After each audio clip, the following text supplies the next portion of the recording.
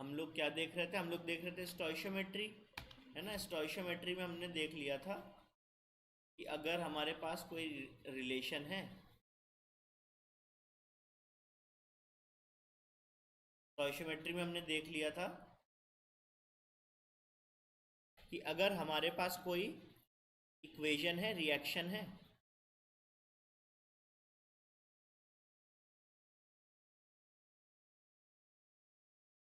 कोई भी रिएक्शन है, तो क्या करेंगे कि अगर मेरे पास ए के मोल्स गिवन है तो मैं इसको ए से, मतलब स्टोइशियोमेट्रिक कोफिशिएंट से डिवाइड करूंगा और मल्टीप्लाई कर दूंगा। अभी भी ये एन ए रहेगा, है ना। लेकिन काउंटर में एन बी क्या हो जाएगा, काउंटर में एन बी हो जाएगा N A by A into B, है ना। एन सी कितना हो जाएगा, N A by A into C, और एन डी कितना हो जाएगा, N A by A into D. ये सारे के सारे रिजल्ट आए कहाँ से, मोल मोल एनालिसिस से। और इसी के ऊपर हम क्वेश्चंस भी कर रहे थे अपने, ठीक है। अभी तक हम लिमिटिंग रिएजेंट पर नहीं पहुंचे हैं। अभी हम बस केवल ये देख रहे हैं कि अगर कोई एक प्रोडक्ट का हमें पता है, एक प्रोडक्ट या रिएक्टेंट का हमें इंफॉर्मेशन गिवन है, तो उसके अकॉर्डिंग दूसरे का इंफॉर्मेशन क्या होगा। सही है ना। चलो स्टार्ट करते हैं। तो क्वेश्चंस क्या है, questions are based on, questions are based on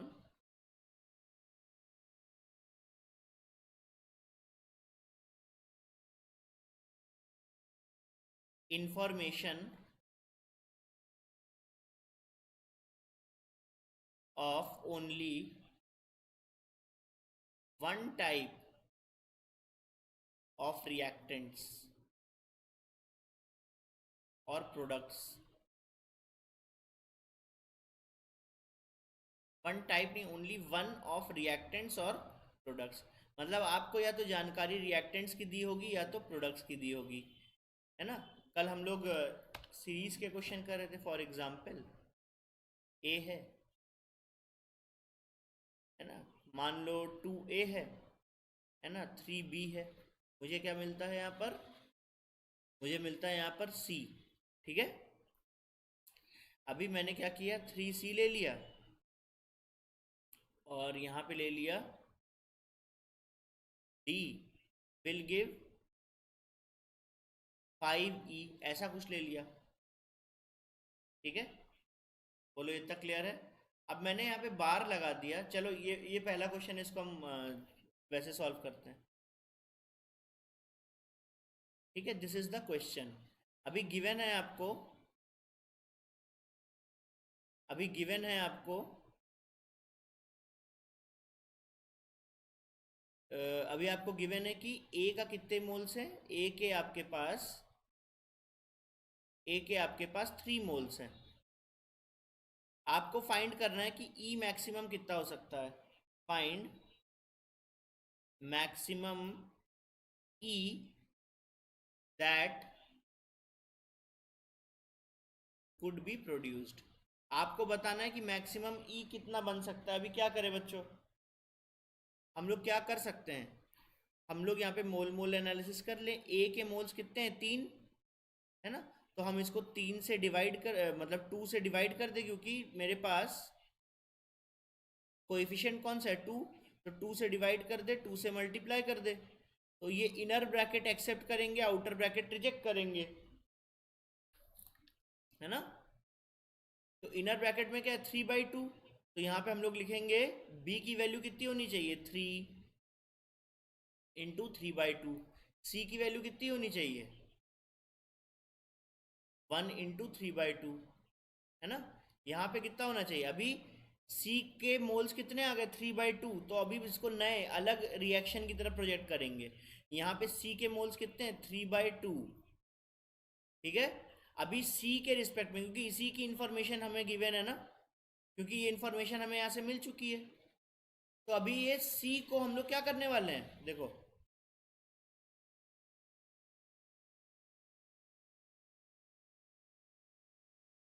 अभी सी कितना गिवन है, सी गिवन है 3/2 मोल्स। अभी इसके अकॉर्डिंग हमें डी निकालना है और ई निकालना है। कैसे निकालें, इसको हम 3 से डिवाइड कर दें और 3 से मल्टीप्लाई कर दें, चलेगा? हाँ, इनर ब्रैकेट एक्सेप्ट करो, आउटर ब्रैकेट रिजेक्ट करो। तो इनर ब्रैकेट के हिसाब से डी कितना होना चाहिए, डी होना चाहिए 1/3, और ई कितना होना चाहिए, ई होना चाहिए 5/3। बस, that's it, this is the answer. सही है ना? मैंने क्या माना है, मैंने माना है कि रिएक्शंस जो हैं वो 100% हो रही हैं, मतलब कुछ भी बच नहीं रहा है, जो बनना चाहिए वो बन जा रहा है 100%, जो कंज्यूम होना चाहिए वो 100% कंज्यूम हो जा रहा है। सही है ना? तो फाइनली सिस्टम में देखो क्या था, 2A था, 3B था, विल गिव C। सही है ना? फाइनली सिस्टम में A भी नहीं बचेगा, फाइनली सिस्टम में B भी नहीं बचेगा, है ना? और C क्योंकि नेक्स्ट इक्वेशन में फिर से खर्च हो जा रहा है, तो फाइनली इक्वेशन में C नहीं बचेगा। तो इसका केवल और केवल क्या हुआ, कंजम्पशन हुआ। क्या हुआ इसका, कंजम्पशन। कितना कंजप्शन हुआ, देखो A की वैल्यू कितनी है, इसका 3 मोल कंज्यूम हुआ, और इसका कितना हुआ, B का 9/2 मोल्स कंज्यूम हुआ। C का कितना हुआ, C का 3/2 मोल्स। ये सारे के सारे कंजम्पशन है सिस्टम में, है ना? अभी ये तो पहला इक्वेशन था, दूसरे इक्वेशन में क्या हुआ, 3C plus 3C+D will give 5E। अभी सिस्टम में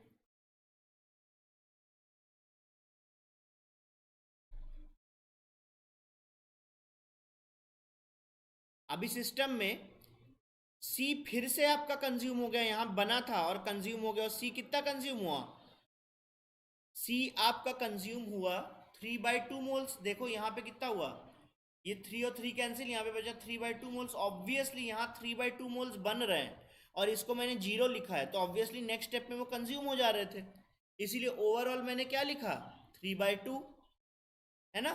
3/2 मोल इसके कंज्यूम हो गए यहाँ पर। अभी डी के कितने कंज्यूम हुए, डी के हुए 3/6, मतलब हाफ मोल्स।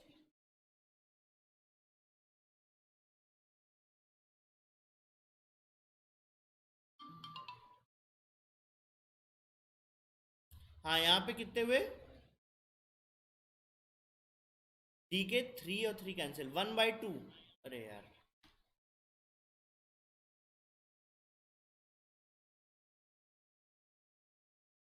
क्या हो रहा है? हम्म,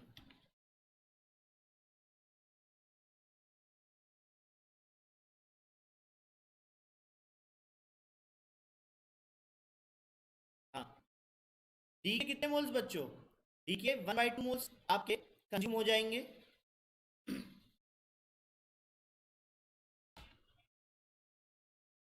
है ना? और ई के कितने, मतलब ना आपके पास सी बचा ना आपके पास डी बचा। ई के कितने मोल, ई के मोल यहां पे मैं नहीं लिख रहा हूं, यहां पे मैं केवल कंजम्पशन लिख रहा हूं। अभी ई फाइनली ई बना कितना, फाइनली ई बना आपका 5/3 और 3 कैंसिल, 5/2 मोल्स, 5/2 मोल्स। क्या समझ में आया बच्चों, कि सिस्टम में जब इस तरह का रिएक्शन हो रहा होगा, सिस्टम में जब ये रिएक्शन हो रहा होगा, तब यहां पर फाइनली सिस्टम के अंदर ए भी नहीं बचेगा, बी भी नहीं बचेगा, सी भी नहीं बचेगा, डी भी नहीं बचेगा, केवल और केवल ई बचेगा, वो भी कितना, 5/2 मोल्स। बोलो, क्लियर है इतना? क्या मैं आगे बढ़ूं, क्या मैं आगे बढ़ूं? नेक्स्ट क्वेश्चन क्या करें, मान लो मेरे पास एग्जाम्पल, मान लो मेरे पास है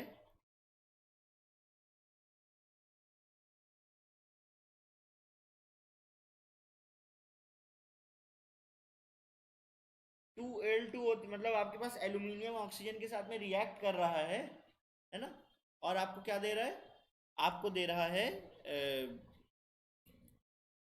Al2O3, राइट। आपको गिवन है कि एल्यूमिनियम के कितने मोल्स हैं, 54 ग्राम्स है। अभी मैं ग्राम्स में दे देता हूँ। आपके पास एल्यूमिनियम के कितने क्या मास है आपके पास, 54 ग्राम्स, है ना, और इसके आपके पास 64 ग्राम्स है। तो बताओ सिस्टम के लास्ट में अगर रिएक्शन होती है तो सिस्टम के लास्ट में कौन कितना बचा रह जाएगा। आपको बताना है कि सिस्टम के लास्ट में कौन कितना बचा रह जाएगा। तो बताओ कैसे सॉल्व किया जाए इसको।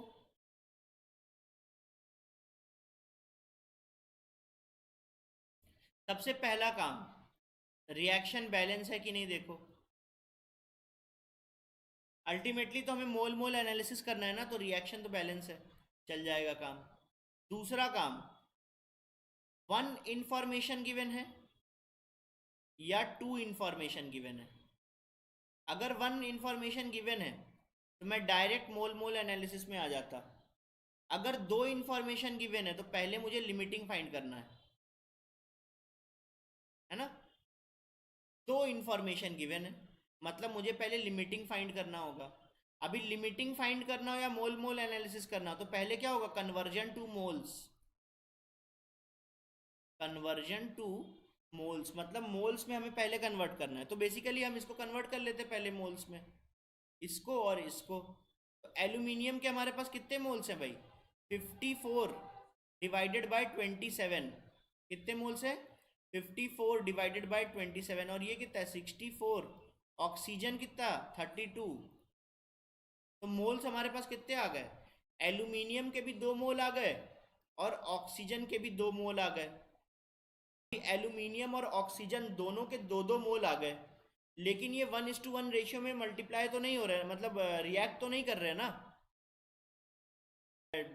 रिएक्शन नहीं कर रहे हैं। तो हमें यहाँ पे क्या करना है, कोई एक तो लिमिटिंग होगा, कोई एक तो ऐसा होगा जो ज्यादा अमाउंट में प्रेजेंट है।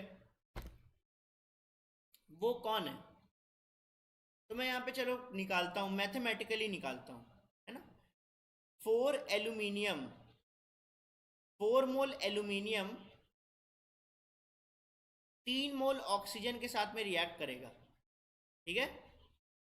तो सोचो 2 मोल कितने के साथ करेगा, 2 मोल एल्यूमिनियम, एल्यूमिनियम के 2 मोल है ना, 2 मोल एल्यूमिनियम जो है वो 3/4 मोल के साथ करेगा, 3/4, 3/4 इंटू 2 मोल्स के साथ करेगा, मतलब 1.5 मोल चाहिए ऑक्सीजन के। कितने चाहिए, 1.5, और ऑक्सीजन के पास है कितना, 2 मोल है, आ गया। ये एक्सेस है, ये एक्सेस क्वांटिटी है, ये लिमिटिंग क्वांटिटी है। बोलो समझ में आई ये बात। एल्यूमिनियम के 2 मोल के लिए आपको ऑक्सीजन के 1.5 मोल चाहिए, और ऑक्सीजन के है कितने मोल, 2 मोल, तो ज्यादा है ना ऑक्सीजन अपनी वैल्यू से। तो अभी मैं यहाँ पे सॉल्व करता हूँ, सॉल्व करना बहुत ही ईजी है ना। यहाँ पे एल्यूमिनियम के स्टोइचोमेट्रिक कोफिशिएंट से डिवाइड करो और मल्टीप्लाई करो, ठीक है।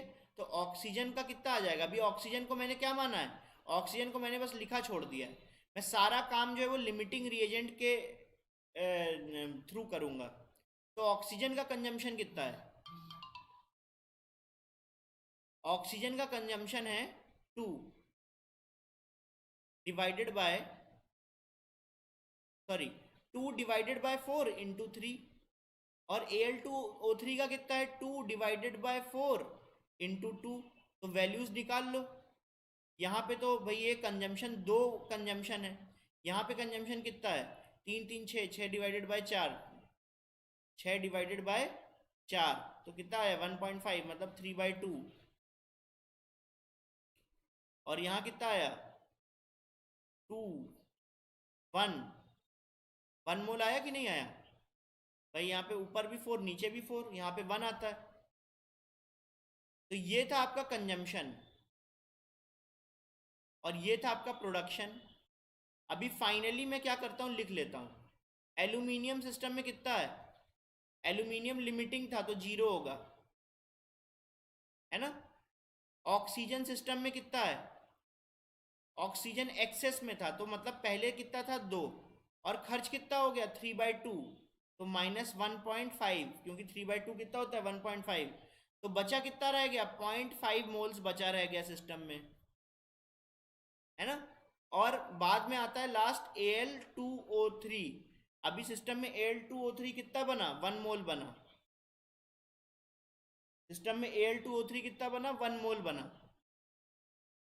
अगर सिस्टम में Al2O3 1 मोल बनता है तो सिस्टम के कोऑर्डिनेट्स क्या हो जाएंगे, एल्यूमिनियम 0 बचेगा, ऑक्सीजन गैस जो है वो 0.5 मोल्स बचेगी, Al2O3 कितना होगा 1 मोल बचेगा सिस्टम में। बचेगा क्या, इतना तो प्रोड्यूस हो रहा है। तो मैंने स्टेप वाइज आपको हर चीज़ बता दी है। अगर आप वीडियो नहीं देखते हो तो आप बहुत कुछ मिस कर रहे हो।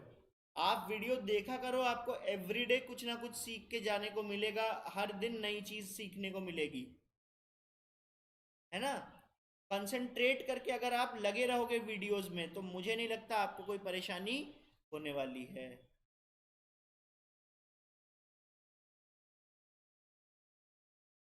क्लियर है।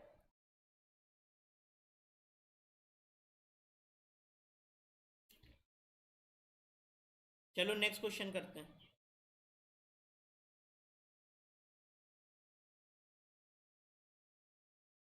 नेक्स्ट क्वेश्चन करें।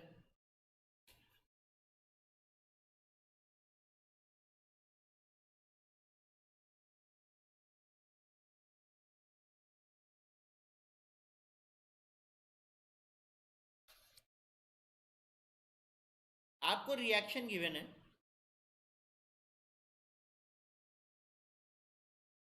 आपको रिएक्शन गिवन है 2KMnO4 प्लस 5H2C2O4, है ना, will give 2 manganese oxide plus K2O,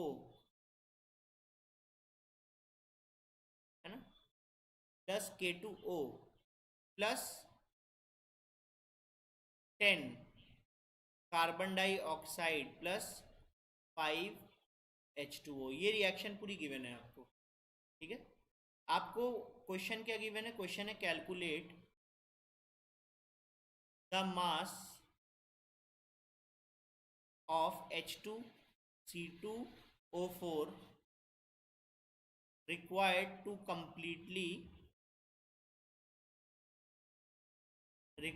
completely react with 31.6 grams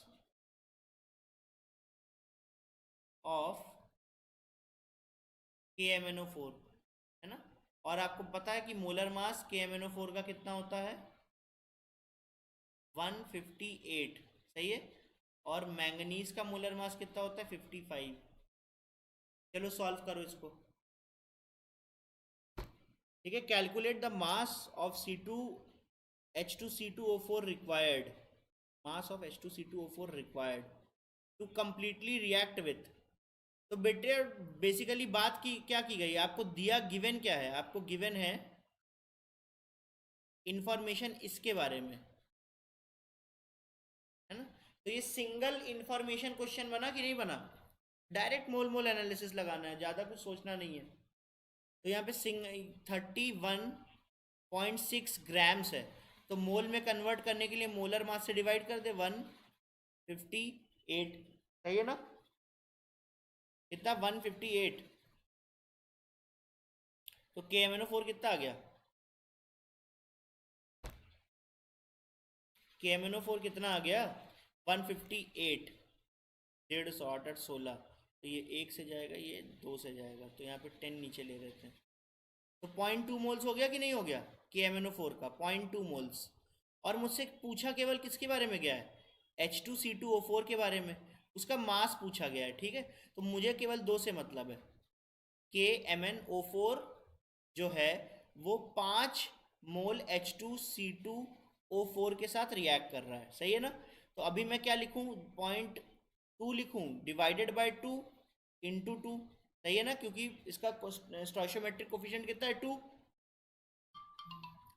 ये हर चीज मोल्स के रिस्पेक्ट में है, हर चीज क्या है बच्चों, मोल्स के रिस्पेक्ट में। तो यहाँ पे कितना आ जाएगा, यहाँ पे आ जाएगा 5 इंटू 0.2 होल डिवाइडेड बाई 2। इतना था कंजम्पशन और इतना था प्रोडक्शन। तो जब ये आपका कंज्यूम हो गया इतना, तो बताओ ये कितना बना, इसके मोल वाइज ये बना आपका 0.5 मोल्स। सॉल्व करो इसको, ये 0.1 आ गया, 0.1 इंटू 5 इज इक्वल टू 0.5, सही है ना। C2 H2C2O4 के कितने आ गए, 0.5 मोल्स आ गए। लेकिन हमको ये नहीं निकालना है, हमको क्या निकालना है, हमको निकालना है इसका मास। तो मास निकालने के लिए मोल्स को मोलर मास से मल्टीप्लाई करना चाहिए। तो मोल्स कितने हैं, 0.5। मोलर मास कितना होना चाहिए, 2 प्लस 24 प्लस 64, सही है ना। तो 64 70 80 90, कैलकुलेट करो, देखो इतना आता है कि नहीं आता है, 64 74 84 88 90, सही है। तो 0.5 इंटू 90 तो कितना आ गया, 45 ग्राम्स। ये मेरा आंसर हो गया। देखो कितना इजी क्वेश्चन होता है मोल मोल एनालिसिस का, और आप बोलते हो कि सर बताया नहीं, है ना। चलो और क्वेश्चंस करें।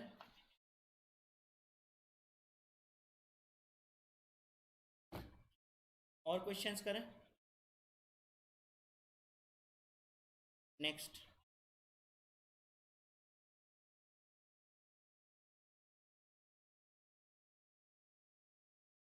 क्वेश्चन क्या है, अब हम लोग सीरीज के क्वेश्चन करते हैं, है ना। सीरीज के एक दो क्वेश्चन करते हैं, लेकिन अभी क्या हम टू इन्फॉर्मेशन लेंगे। तो मतलब मुझे यहाँ पे क्या निकालना होगा, लिमिटिंग रिएजेंट।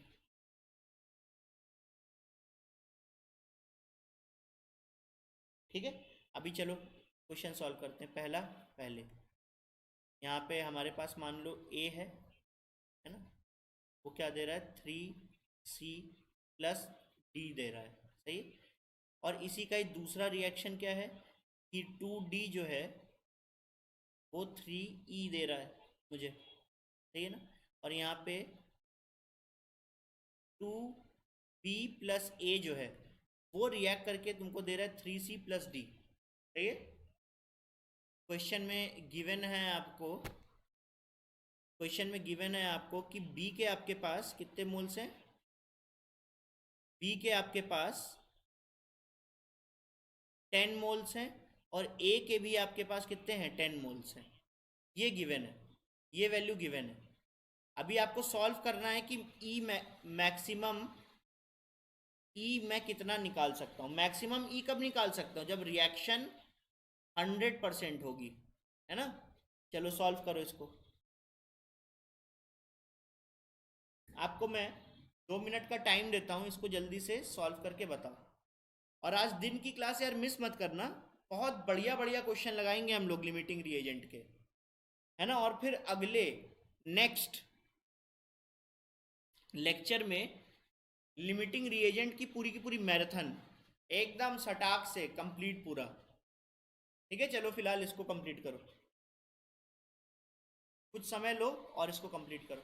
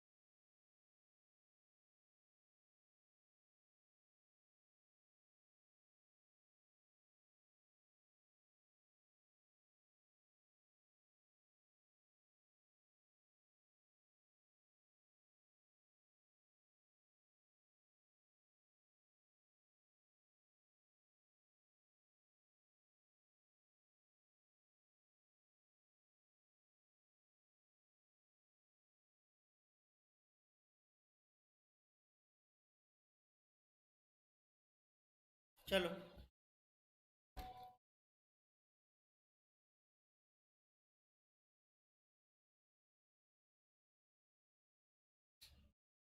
चलो मैं बता दूं भाई, किसी का आंसर तो आया नहीं।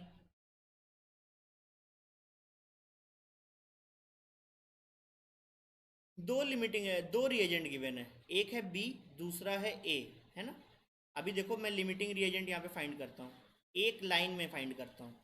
मुझे पता है कि 2 मोल बी का अगर मैं यूज़ करता हूँ, है ना, तो मुझे 1 मोल ए का चाहिए होगा। सही है ना, 1 मोल ए का चाहिए होगा। अगर मैं बी के 10 मोल यूज़ करता हूँ, अगर मैं बी के 10 मोल यूज़ करता हूँ, तो मैंने बेसिकली 2 को इंटू 5 कर दिया, तो ये 10 हो गया।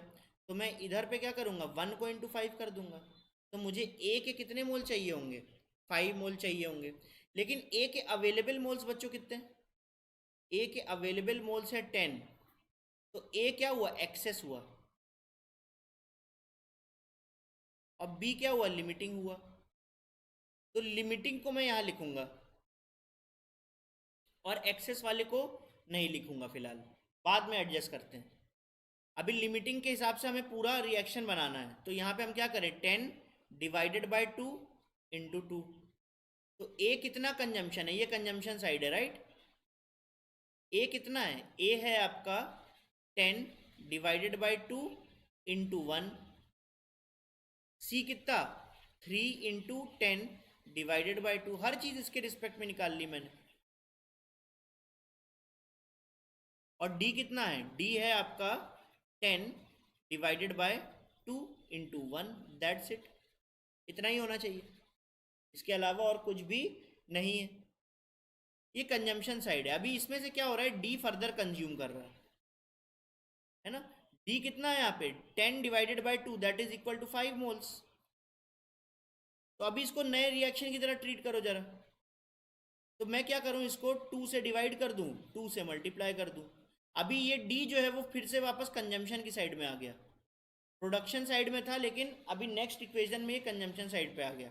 तो जितना डी बनेगा उतना डी के मोल्स यहाँ अवेलेबल होंगे रिएक्ट करने के लिए, है ना। रिएक्शन को 100% कराना है, क्योंकि हमें ई कितना चाहिए, मैक्सिमम चाहिए। तो मैं 5 मोल्स को पूरा का पूरा डिवाइड कर देता हूँ, इसको मैं पांचों के पांचों को मोल को मैं क्या मान लेता हूँ, रिएक्टिव मोल्स, जो रिएक्शन कर जाएंगे। ठीक है, तो यहाँ पे इनर ब्रैकेट मुझे क्या मिल गया, 5/2। तो यहाँ ई के लिए मैं क्या निकालूँ, E/5/2। तो ई मैक्स आपने निकाल लिया, एक एक झटके में आपने ई मैक्स कितना निकाल लिया, 15। ई मैक्स आपने क्या निकाल लिया, 15/2 मोल्स। ठीक है, ये आपका आंसर है। चलो मैं इसको थोड़ा बढ़ा देता हूँ। बताओ सिस्टम में ए कितना बाकी है, बताओ सिस्टम में ए कितना बाकी है,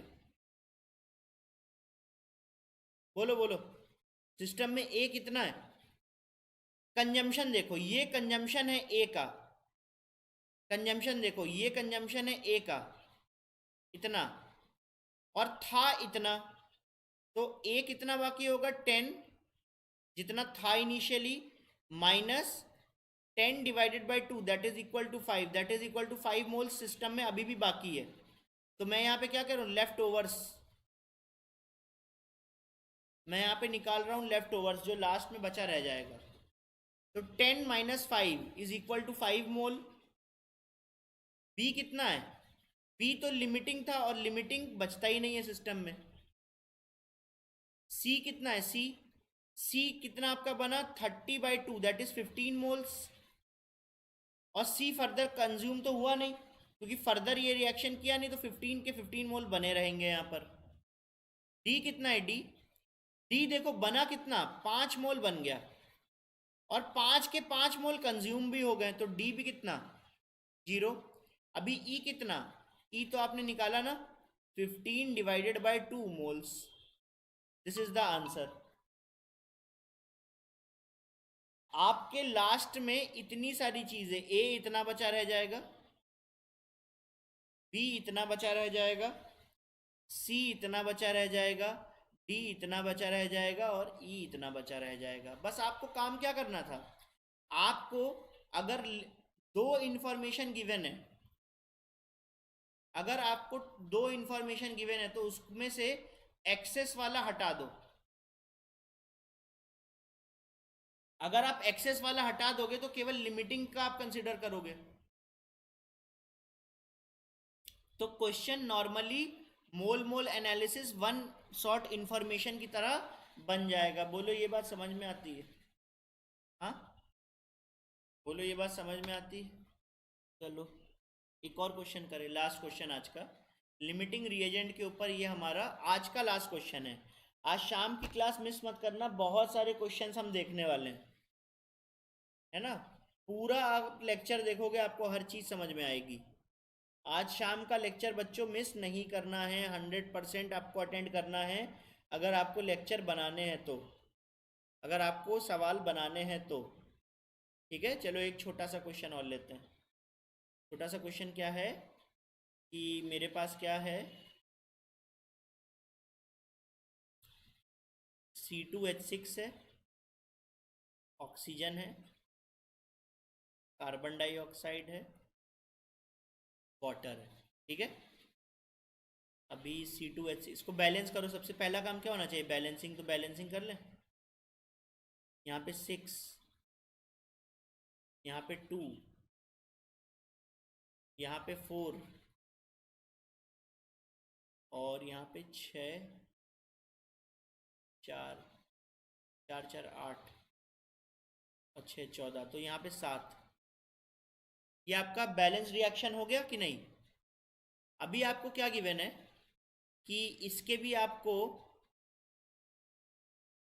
आपको 20 मोल्स गिवन है ना। यहाँ पे नहीं लिखता हूँ, जो गिवन मोल्स हैं उसको मैं ऊपर लिखता हूँ। इसके आपके पास 20 मोल्स हैं और इसके भी आपके पास 20 मोल्स हैं। चलो इसको सॉल्व करो। सिस्टम के एंड में कौन कितना बचा रह जाएगा, सिस्टम के एंड में कौन कितना बचा रह जाएगा, इसको सॉल्व करो। तो जब 20 मोल्स होंगे बच्चों मेरे पास, तो मैं क्या करूँगा, लिमिटिंग रिएजेंट निकालूंगा। तो लिमिटिंग रिएजेंट में देखते हैं, 2 मोल को 2 मोल इथेन को 7 मोल ऑक्सीजन की जरूरत है, ठीक है। और हैं कितने, 20 मोल। तो 20 मोल को कितना, 70 लीटर ऑक्सीजन चाहिए होगा। 20 मोल को कितना चाहिए होगा, 70 लीटर ऑक्सीजन चाहिए होगा। लेकिन अवेलेबल कितना है, केवल 20 लीटर ही तो अवेलेबल है ना। तो ये आपका लिमिटिंग हो गया, तो डायरेक्ट हम लिख देंगे। अभी इसको सॉल्व करें जल्दी से। तो डिवाइडेड बाय 7 इंटू 7, इसके रिस्पेक्ट में अब हमें सब लिखना है। तो नेक्स्ट कितना हो जाएगा, 2 इंटू 20/7, सही है ना। ये कंजम्पशन साइड हो गई। अभी प्रोडक्शन साइड क्या लिख दें, प्रोडक्शन साइड में 4 इंटू 20/7 और यहाँ पे 6 इंटू 20/7, ये प्रोडक्शन साइड हो गई। तो बच्चों C2H6 कितना बाकी है सिस्टम में, C2H6 आपका लिमिटिंग नहीं था, वो क्या था, एक्सेस था। तो कितना बाकी रहेगा, 20 माइनस 2, 20/7, जितना कंजम्पशन है और जितना अवेलेबल था, अवेलेबल माइनस कंजम्पशन, इतना। ऑक्सीजन कितना सिस्टम में बचेगा ही नहीं, लिमिटिंग है, पूरा पूरा खत्म, 20 मोल है ना। कार्बन डाइऑक्साइड कितना बच्चों, कार्बन डाइऑक्साइड का केवल प्रोडक्शन हो रहा है, तो 4 इंटू 20/7 मोल्स। और H2O कितना, 6 इंटू 20/7 मोल्स। तो ये आपने निकाल लिया बहुत ही आसानी से। नया टॉपिक का नाम क्या है, परसेंटेज प्यूरिटी ऑफ सैंपल। किसके ऊपर बेस्ड है, ये बेस्ड है इम्प्यूरिटी के ऊपर। ये बेस्ड किसके ऊपर है, ये बेस्ड है इम्प्यूरिटी के ऊपर। फॉर एग्जाम्पल मैंने क्या किया, एक मेरे पास प्लेट रखी हुई थी, उसके अंदर रखा हुआ था NaCl, ठीक है। तो मैंने यहाँ से 100 ग्राम NaCl ले लिया, ठीक है। मैंने इसमें से 100 ग्राम NaCl ले लिया, है ना। और मैंने देखा कि 100 ग्राम NaCl को अगर मैं टेस्ट करता हूँ, मैंने तो सोच के लिया था कि मैं केवल सोडियम क्लोराइड ले रहा हूँ, लेकिन जब मैं 100 ग्राम NaCl को टेस्ट करता हूँ तो मुझे यहाँ पे क्या मिलता है, केवल 80 ग्राम NaCl मिलता है। ठीक है ना, मुझे क्या मिलता है, केवल 80 ग्राम NaCl मिलता है। तो बाकी क्या हो गया, इम्प्यूरिटी। बाकी क्या हो गया, इम्प्यूरिटी। तो 20 ग्राम इम्प्यूरिटी है। तो हम ऐसा तो नहीं बोलेंगे ना, हमारे बोलने का तरीका क्या है, हम ऐसा तो नहीं बोलेंगे ना कि हमने 80 ग्राम NaCl लिया, 20 ग्राम इम्प्यूरिटी ली। हम बोलेंगे तो हमने 100 ग्राम NaCl लिया, लेकिन हम लोग साथ में ये भी बोलेंगे कि ये क्या है, इम्प्योर है।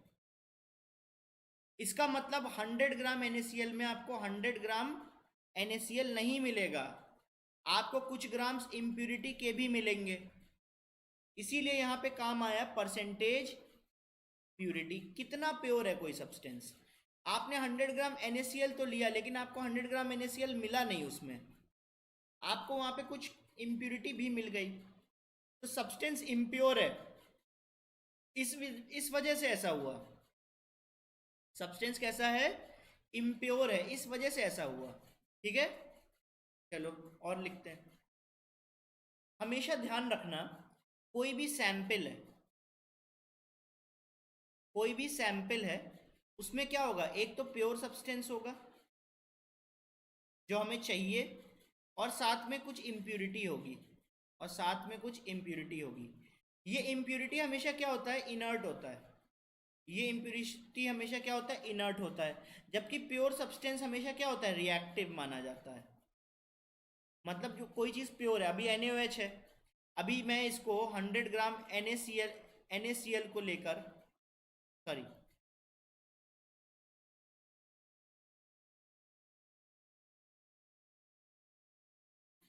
अभी अगर मैं NaOH ले लूँ, ठीक है, किसी भी सैंपल से मैंने 100 ग्राम NaOH लिया, अभी मैं इसको HCl से रिएक्ट करवाऊँ, तो इसमें होगा एक तो प्योर NaOH, और एक होगा, एक इम्प्योर पोर्शन भी होगा इसका, जो NaCl नहीं, NaOH नहीं है। तो बताओ, केवल प्योर NaOH ही तो इसके साथ रिएक्ट करेगा, जबकि जो इम्प्योर है वो इसके साथ रिएक्ट नहीं करेगा। तो जो चीज़ रिएक्ट नहीं करती उसको क्या बोलते हैं, इनर्ट, और जो चीज़ रिएक्ट करती है उसको क्या बोलते हैं, रिएक्टिव। क्लियर है इतना। तो परसेंटेज प्यूरिटी क्या होती है, परसेंटेज प्यूरिटी तो वेट जितना रिएक्ट कर जाए, वेट जितना रिएक्ट कर जाए upon total weight into 100। Percentage वो कितना होता है, वेट जितना रिएक्ट कर जाए, क्योंकि वही प्योर है जो रिएक्ट कर रहा है ना, upon total weight into 100। Next उस पर आते हैं, क्वेश्चंस करेंगे, अभी क्वेश्चंस करेंगे, लेकिन मैं पहले बता दूं आपको। फॉर एग्जांपल मैंने क्या लिया, NaOH लिया, इसमें क्या है कि डस्ट के पार्टिकल है ना। NaOH 100 ग्राम लिया और इसमें 5 ग्राम डस्ट है। तो बताओ, क्या ये सैंपल प्योर है NaOH का, ये 100 ग्राम सैंपल था, ये सैंपल प्योर नहीं है, क्योंकि यहाँ पे प्योर NaOH जो है वो 95 ग्राम है, लेकिन डस्ट जो है वो कितना है, केवल 55 ग्राम, सॉरी 5 ग्राम है। तो टोटल मिला के 100 ग्राम बनता है, लेकिन 5 ग्राम क्या है, डस्ट है। लेकिन बोलने का तरीका क्या होगा कि हमने 100 ग्राम इम्प्योर NaOH लिया, ऐसे ही तो बोलेंगे ना। 100 ग्राम इम्प्योर NaOH का मतलब ही हो गया कि उसमें 100 ग्राम NaOH नहीं है। ठीक है, चलो नेक्स्ट क्वेश्चन पे आते हैं। अभी हमने क्या सीखा था कि परसेंटेज प्यूरिटी क्या होती है, जितना वेट रिएक्ट कर जाए होल अपॉन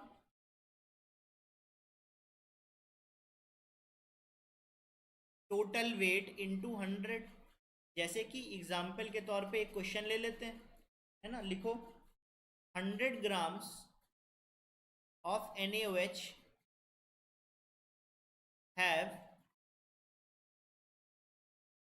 80% प्यूरिटी, एक्सप्लेन। आपको एक्सप्लेन करना है आपको एक्सप्लेन करना है कि NaOH के अगर हमारे पास 100 ग्राम है और वो NaOH लेबल्ड क्या है, वो NaOH लेबल्ड है कि केवल 80% प्योरिटी है उसमें, तो इसका मीनिंग क्या हुआ? What is the meaning? कीजिए भाई, एक्सप्लेन कीजिए। तो मैं आंसर लूं? आपने सैंपल किसका लिया? NaOH क्या लिया, लेकिन क्या ये प्योर है? नहीं, ये क्या है? इम्प्योर है। ठीक है, कितना? 100 ग्राम ले लिया। चलो, मतलब इसमें कुछ ना कुछ इम्प्योरिटी है। इसमें क्या है? कुछ ना कुछ इम्प्योरिटी है ना? इम्प्योरिटी कितनी है? प्योरिटी है 80%। इसका मतलब प्योर NaOH कितना होगा? प्योर NaOH होगा आपका 80% of 100, that is equal to 80 gram. Impurity कितनी होगी? अगर प्योरिटी 80% है तो इम्प्योरिटी 20% है। 20% ऑफ 100 कितना हुआ? 20 ग्राम, है ना? तो एक्चुअली 100 ग्राम इम्प्योर NaOH में 80 ग्राम प्योर NaOH है, प्लस 20 ग्राम इम्प्यूरिटी है। इम्प्यूरिटी कैसी होती है? अनरिएक्टिव, और अनरिएक्टिव का मतलब होता है इनर्ट। नोट करो, है ना? नेक्स्ट क्वेश्चन लेते हैं। नेक्स्ट क्वेश्चन, क्वेश्चन है आपका, क्वेश्चन है आपका 200 grams of HCl have 73% purity. ठीक है, 73% प्यूरिटी। कैलकुलेट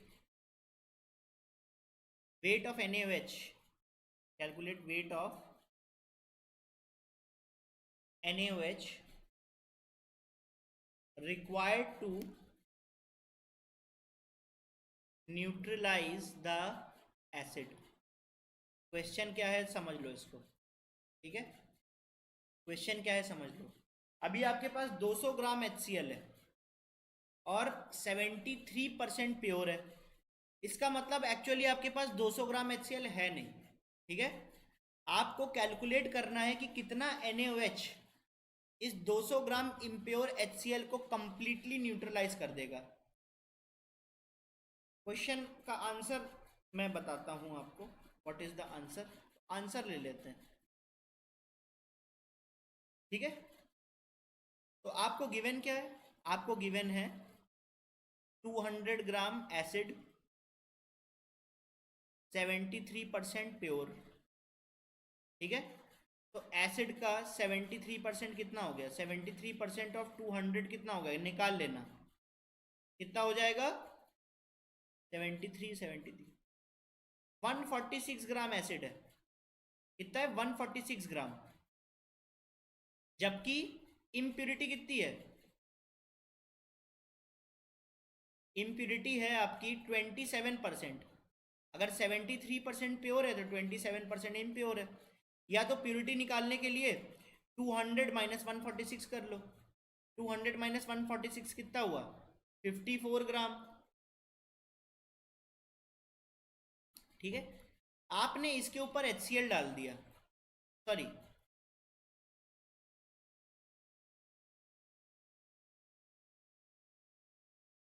आपने इसके ऊपर NaOH डाल दिया, तो कितना NaOH डालोगे कि पूरा का पूरा जो एसिड था वो न्यूट्रलाइज हो जाए? सोचो, एसिड है कितना? इतना ही है ना एसिड। एसिड है कितना? एसिड इतना ही है ना, इससे ज़्यादा तो है नहीं। तो NaOH भी इसके अकॉर्डिंग चाहिए होगा। इम्प्यूरिटी जो है वो तो इनर्ट है, वो तो रिएक्ट करेगी नहीं। तो मैं आगे क्या करूं? मैं लिख लेता हूं रिएक्शन को। NaOH जो है वो HCl के साथ में रिएक्ट करती है और देती है NaCl और साथ में H2O देती है। बहुत बढ़िया। NaOH मुझे पता नहीं, वही मुझे निकालना है, लेकिन इंफॉर्मेशन मुझे किसके बारे में गिवन है? HCl के बारे में। कितनी? 146 ग्राम। अभी ऐसे तो चलेगा नहीं ये ग्राम में, इसको हमने किस में कन्वर्ट करना है? इसको हमें कन्वर्ट किस में करना है? मोल्स में। तो HCl के वो क्या होते हैं? Molecular mass.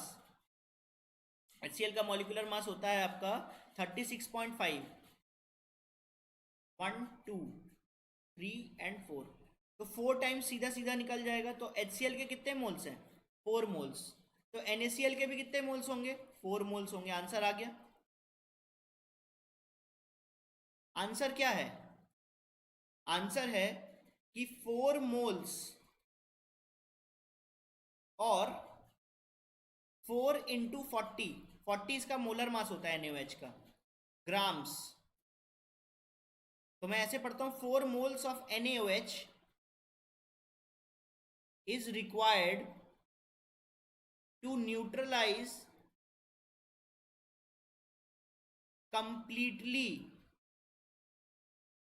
200 grams of impure acid। impure acid बोलो, क्लियर है इतना? 200 ग्राम ऑफ, क्योंकि इम्प्योर एसिड 146 ग्राम थोड़ी ना है, वो हमने एसिड तो मान के चला लिया था कि वो 200 ग्राम है, लेकिन निकला उसमें केवल 146। रिएक्ट कौन करेगा? केवल एसिड। कितना? 146, है ना? तो हम मान के तो यही चलेंगे कि एसिड हमने 200 ग्राम लिया था। वो बात अलग है कि उसमें प्योर केवल कितना निकला? 146। तो हम कैसे लिखेंगे कि 4 moles of NaOH is required to neutralize completely 200 gram of impure acid, that's it. ठीक है कि नहीं? चलो नेक्स्ट क्वेश्चन पे आते हैं। नेक्स्ट क्वेश्चन क्या है?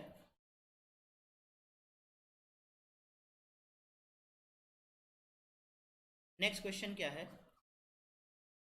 कि आपको एक रिएक्शन दी गई है, N2 plus 3H2 will give 2NH3। ठीक है, ये रिएक्शन गिवन है आपको, है ना? अभी इसमें आपको गिवन है कि if 5 moles of nitrogen combines with excess of hydrogen to give 8 moles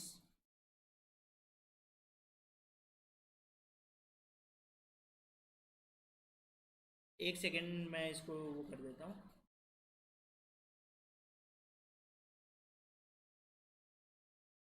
If 5 moles of N2 combines with excess of H2 to give 8 moles of, कहाँ गया मेरा पेन?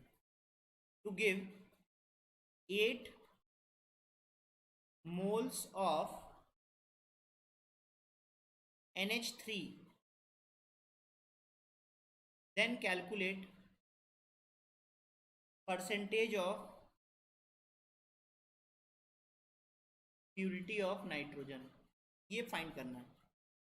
क्वेश्चन के लिए क्या करना चाहिए हमें?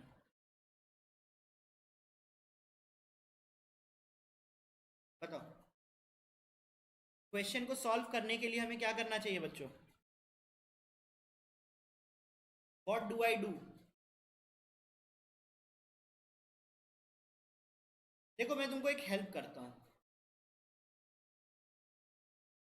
हेल्प क्या? सोचो जरा। रिएक्टेंट्स इम्प्योर हो सकते हैं, लेकिन प्रोडक्ट हमेशा प्योर रिएक्टेंट से ही बनेगा। समझ में आया कि नहीं?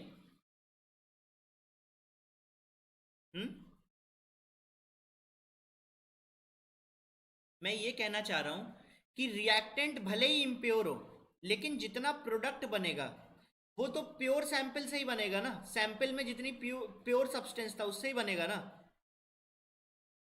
तो हमेशा आपका एनालिसिस जो होना चाहिए, एनालिसिस जो होना चाहिए वो प्रोडक्ट साइड से होना चाहिए, क्योंकि प्रोडक्ट साइड के हिसाब से अगर आप रिएक्टेंट निकालते हो तो आपको प्योर क्वांटिटी मिलेगी। समझ में आया? तो हम ये याद रखना, if we take informations of products always, information of products always, मतलब जब भी प्रोडक्ट की आपकी वैल्यू गिवन हो तब, if we take information of products always then we will always find the pure quantity of the reactant, pure quantity of the reactant. हमेशा हमें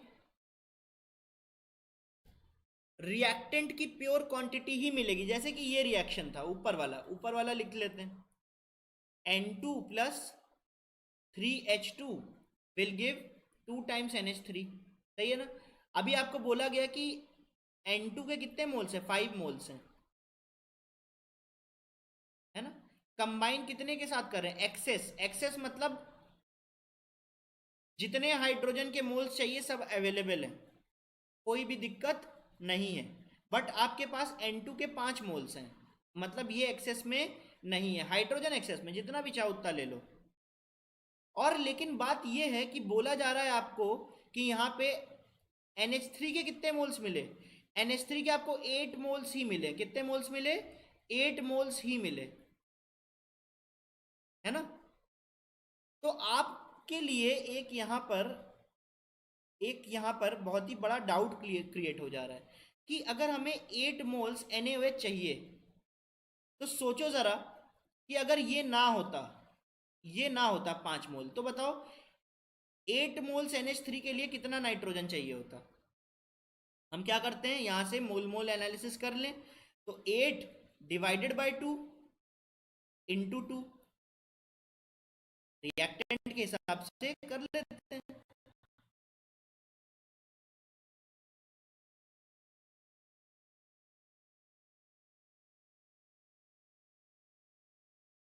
8 divide by 2 into 2। अभी नाइट्रोजन के मोल्स के हिसाब से करने के लिए नाइट्रोजन कितना होना चाहिए, नाइट्रोजन होना चाहिए 8 रखा, है ना? और यहां से इसको मल्टीप्लाई कर दिया, तो यहाँ पे है 1 स्टोइशियोमेट्रिक कोफिशिएंट, तो इंटू 1। तो 8 मोल्स में केवल 4 मोल ही होने चाहिए नाइट्रोजन के। बोलो ये बात क्लियर है कि नहीं? बोलो ये बात क्लियर है कि नहीं?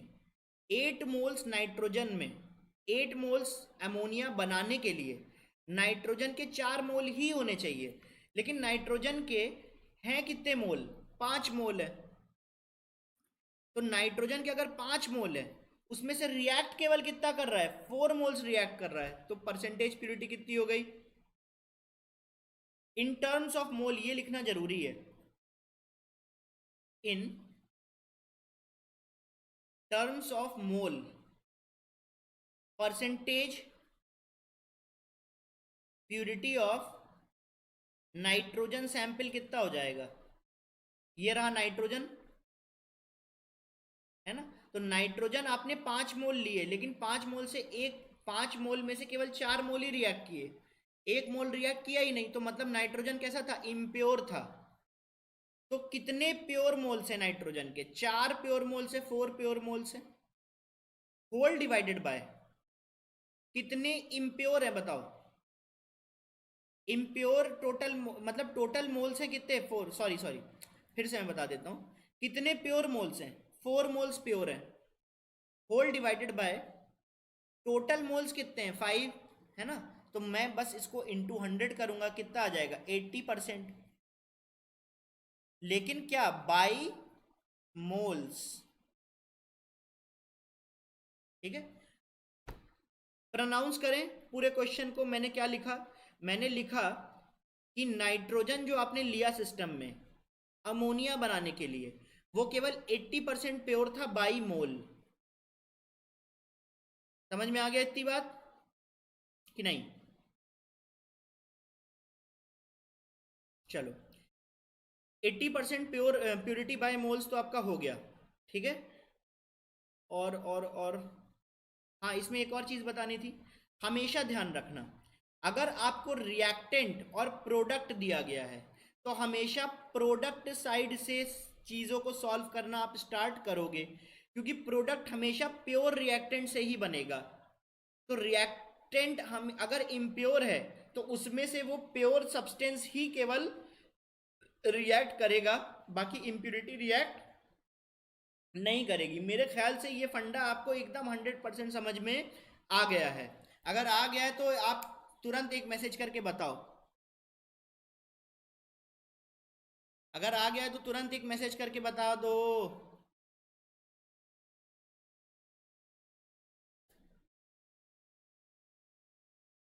चलो नेक्स्ट उसमें आते हैं, स्लाइड में आते हैं। ठीक है, अभी मुझे क्या करना है, परसेंटेज कॉम्पोजिशन निकालना है सैंपल्स का,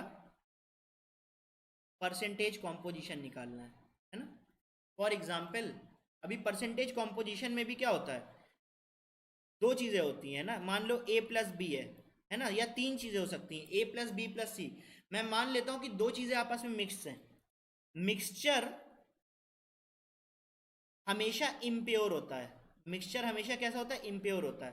लेकिन आप बोलोगे सर इम्प्योर में तो आपने बोला था, इम्प्योर में तो आपने बोला था कि एक रिएक्ट करेगा एक रिएक्ट नहीं करेगा, है ना। तो कॉम्पोजिशन इसीलिए हमने नाम क्या रखा है, परसेंटेज कॉम्पोजिशन। जब ऐसा मिक्सचर हो जहां पर ए भी रिएक्टिव हो और बी भी रिएक्टिव हो, ये भी रिएक्टिव हो और ये भी रिएक्टिव हो, तो हम लोग इसको क्या बोलेंगे, कंपोजिशन बोलेंगे। बस यहाँ पे हम लोग इम्प्योर प्योर वाला वर्ड यूज नहीं करने वाले, लेकिन हम ये जरूर बोलेंगे कि अगर हम लोग ए के रिस्पेक्ट में बात कर रहे हैं तो ये इम्प्योर है क्योंकि यहाँ पे बी है, और बी के रिस्पेक्ट में बात कर रहे हैं तो भी ये इम्प्योर है क्योंकि यहाँ पर ए है। बोलो ये चीज़ समझ में आती है। लेकिन यहाँ पे हम लोग यूज कर रहे हैं वर्ड क्या, percentage composition. For example for example अगर मान लो मेरे पास if we have 10 moles of HCl and H2SO4 required to neutralize 16 moles of NaOH, ठीक है, then calculate percentage of HCl in the sample. अभी आपको इधर बता ही दिया गया है, कोई भी डाउट छोड़ा ही नहीं गया है कि दोनों ही एसिड है, क्या HCl भी और H2SO4 भी। तो एक बात बताओ जरा कि यहाँ पे NaOH के मोल्स हैं, है ना, वो इसको साथ रिएक्ट करेंगे इसके साथ रिएक्ट नहीं करेंगे, ऐसा तो नहीं होगा ना। अभी NaOH HCl के साथ भी रिएक्ट करेगा और H2SO4 के साथ भी रिएक्ट करेगा। तो इसको कंप्लीटली न्यूट्रलाइज करने के लिए और H2SO4 को कंप्लीटली न्यूट्रलाइज करने के लिए टोटल मेरे पास 16 मोल्स हैं NaOH के, इसमें मेरा काम हो जाएगा। तो बताओ कैसे सॉल्व करें इसको। सॉल्व हमें कंप्लीटली करना है अंडरस्टैंडिंग से। कैसे, अंडरस्टैंडिंग से। फॉर एग्जाम्पल ऐसे क्वेश्चंस को देखो कैसे सॉल्व किया जाता है। ऐसे क्वेश्चंस को सॉल्व किया जाता है अंडरस्टैंडिंग से। देखो NaOH पहला रिएक्शन लेते हैं। पहले तो रिएक्शन की आपको जानकारी होनी चाहिए। एक रिएक्शन है कि आपका HCl के साथ में NaOH रिएक्ट करता है, आपको NaCl मिलता है और वाटर मिलता है, ठीक है, आपको NaCl मिलता है और वाटर मिलता है। तो आपके पास HCl कितने, अगर 10 मोल्स हैं, है ना, HCl प्लस H2SO4 मिलाकर, तो क्या मैं ये बोलूं यहां पर,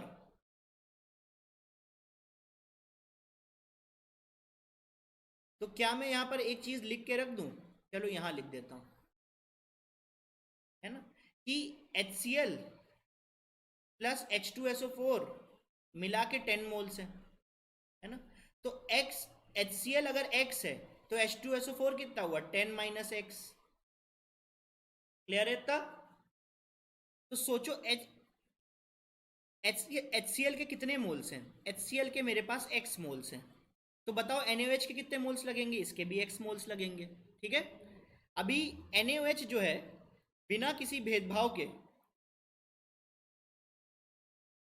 अभी NaOH जो है बिना किसी भेदभाव के H2SO4 के साथ भी रिएक्ट करेगा। तो रिएक्शन देख लेते हैं। रिएक्शन है हमारा Na2SO4 प्लस H2O। तो यहाँ पे 2 लगा दे और यहाँ पे 2 लगा दे, रिएक्शन बैलेंस्ड है कि नहीं? तो अगर H2SO4 के मेरे पास 10 माइनस एक्स मोल्स हैं तो NaOH के कितने मोल्स हो जाएंगे? 2 इंटू 10 माइनस एक्स मोल्स हो जाएंगे। बोलो क्लियर है इतना कि नहीं? तो टोटल NaOH के कितने मोल्स हो गए? एक इतना, दूसरा इतना। तो मैं क्या करूंगा, x टोटल NaOH के मोल्स लिख लूं, x into twice of 10 minus x is equal to total moles कितने गिवन है NaOH के? 3 मोल्स गिवन है, सॉरी 16 मोल्स गिवन है। तो यहां पे मैं लिखूंगा 16। अभी x की वैल्यू फाइंड कर लेते हैं, कितनी आ गई बताओ? x plus 20 minus 2x is equal to 16। 16 इधर पे गया तो 4 बचा और यहाँ पे माइनस एक्स इधर गया तो x की वैल्यू आ गई 4। तो बताओ HCl कितने थे? HCl थे आपके पास 4 मोल्स, है ना? HCl आपके पास कितने थे? 4 मोल्स। और 10 माइनस एक्स कितना हो गया? 6 मोल्स। तो बेसिकली आपके पास H2SO4 के 6 मोल थे और HCl के 4 मोल थे। परसेंटेज निकल गया ना? परसेंटेज HCl कितना है बताओ? 4 डिवाइडेड बाई 10 इंटू 100, ठीक है? तो 40% बाय मोल्स। H2SO4 की बात करें तो वो कितना है? 6 डिवाइडेड बाय 10 इंटू 100,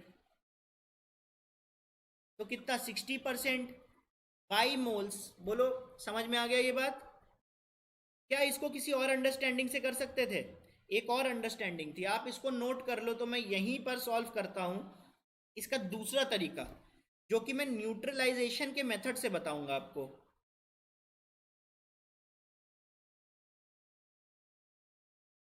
जो कि मैं न्यूट्रलाइजेशन के मेथड से बताने वाला हूं, इसको आप नोट करो जल्दी से। चलो मैं इसको मिटाता हूं। एक और अंडरस्टैंडिंग क्या हो सकती है? एक और अंडरस्टैंडिंग हो सकती है एसिड्स और बेसिस की। एक और अंडरस्टैंडिंग क्या हो सकती है? एसिड्स और बेसिस की।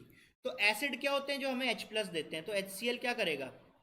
HCl के x मोल्स हैं, है ना? टोटल 10 मोल्स में से HCl के कितने x मोल्स हैं? तो H2SO4 के कितने मोल्स हो गए? 10 माइनस एक्स मोल्स हो गए। तो HCl के x मोल है, तो H प्लस कितने दे रहा है? ये भी x मोल दे रहा है। अभी H2SO4 की बात करते हैं, 2H प्लस और साथ में SO4 2 माइनस। इसके अगर 10 माइनस एक्स मोल्स हैं तो H प्लस कितने दे रहा है? Twice into 10 minus X moles दे रहा है। तो टोटल H प्लस कितने हो गए? टोटल H प्लस हो गए मोल्स के हिसाब से 10 plus 2 into 10 minus X moles. NaOH क्या करता है? अब बात करते हैं NaOH की। NaOH क्या करता है? NaOH हमें Na प्लस देता है और OH माइनस देता है। तो इसके 16 मोल्स थे, तो OH माइनस के भी कितने मोल्स हो गए? 16 मोल्स। आपको ये बात समझ में आनी चाहिए, आपको ये बात समझ में आनी चाहिए कि H प्लस एक न्यूट्रलाइजेशन में रिएक्शन में होता क्या है? H प्लस OH माइनस के साथ में रिएक्ट करता है और आपको एक मोल H2O का देता है। तो मतलब एक H प्लस को एक OH माइनस चाहिए, तो OH माइनस है कितने? 16। तो H प्लस भी कितने होने चाहिए? 16 होने चाहिए। तो बेसिकली यहाँ पे हम H प्लस की जगह कितने रख दे? 16 मोल रख दे। तो यहाँ कितना आ जाएगा? x plus twice of 10 minus x. फिर से देखो x की वैल्यू कितनी आ गई? 4। और 10 माइनस एक्स की वैल्यू कितनी आ जाएगी? 6 आ जाएगी। तो देखो ये दूसरा तरीका था सॉल्व करने का। हमने एसिड्स क्या होते हैं या बेसिस क्या होते हैं उस अंडरस्टैंडिंग को ब्रेक कर लिया सिंपली, और आंसर आ गया हमारे पास। सही है ना?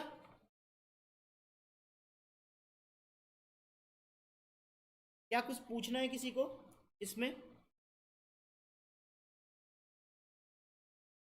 चलो नेक्स्ट पेज में आते हैं, एक और क्वेश्चन लेते हैं, एक और क्वेश्चन लेते हैं। आपके पास है 20 gram of magnesium carbonate, 20 gram of magnesium carbonate sample जो डिकम्पोज हो जाता है हीटिंग करने पर। You have 20 grams of magnesium carbonate that decomposes on heating, ठीक है। To give carbon dioxide and 8 grams of magnesium oxide, ठीक है। आपको बताना है what will be percentage purity of magnesium carbonate in the sample. बोलो ये चीज समझ में आया कि नहीं? बहुत ही सिंपल अंडरस्टैंडिंग है। आपको क्या क्या गिवन है? आपको गिवन है कि आपके पास 20 ग्राम्स किसके हैं? मैग्नीशियम कार्बोनेट के। इसको आप क्या करते हो? हीट करते हो।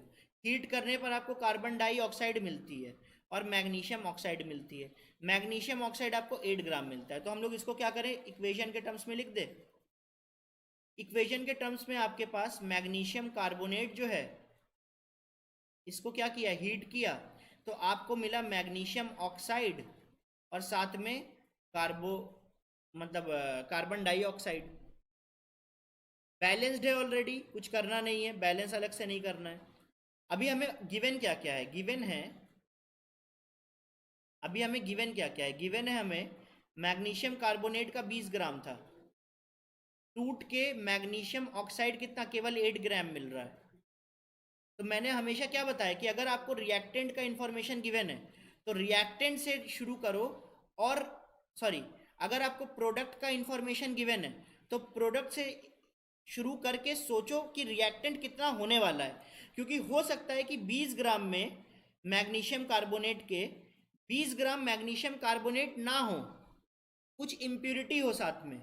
तो हम क्या करेंगे? इसको बेस मान के सॉल्व करना स्टार्ट करते हैं, क्योंकि मैग्नीशियम ऑक्साइड तो प्योर मैग्नीशियम कार्बोनेट से ही बना होगा ना।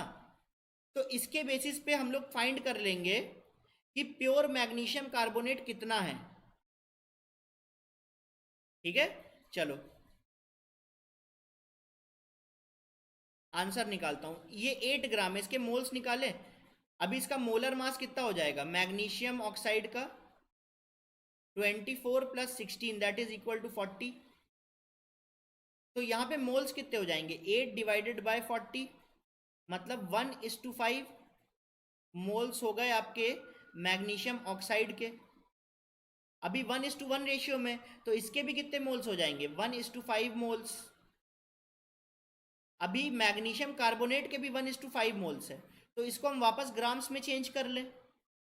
तो ग्राम्स में कितना हो जाएगा? मैग्नीशियम कार्बोनेट कितना होता है बताओ? इसका मोलर मास होता है, इसका मोलर मास होता है आपका 40 + 44, 40 + 44 तो 84 आ गया।